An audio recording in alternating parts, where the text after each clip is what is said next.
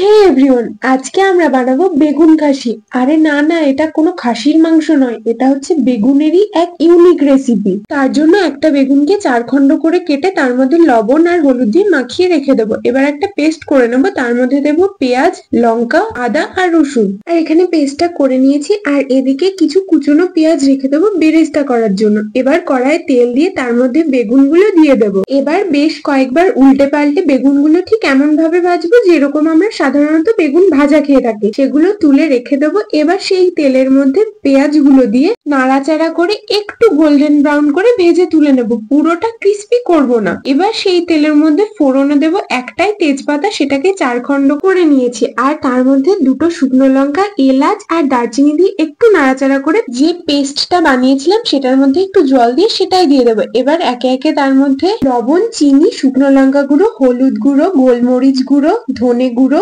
একটু সস, তোমরা চাইলে এখানে টমেটো পিউরিও দিতে পারো। এবার মশলাটাকে বেশ কিছুক্ষণ নাড়াচাড়া করে যখন মশলাটা তেল ছেড়ে দেবে তখন তার মধ্যে ভাজা বেগুনগুলো দিয়ে দেবো। এরপর একটু হালকা হাতে নাড়াচাড়া করে নেবো যাতে বেগুনগুলো ভেঙে না যায়। তার উপর দিয়ে দেবো সেই বেরেস্তাটা। এবার একটু নাড়াচাড়া করে নামিয়ে নিলে রেডি আমাদের বেগুন খাসি। এটা তোমরা ভাত বা রুটির সাথে খেতেই পারো। আর ভিডিওটা ভালো লাগলে লাইক বা কমেন্ট করতে ভুলো না যেন।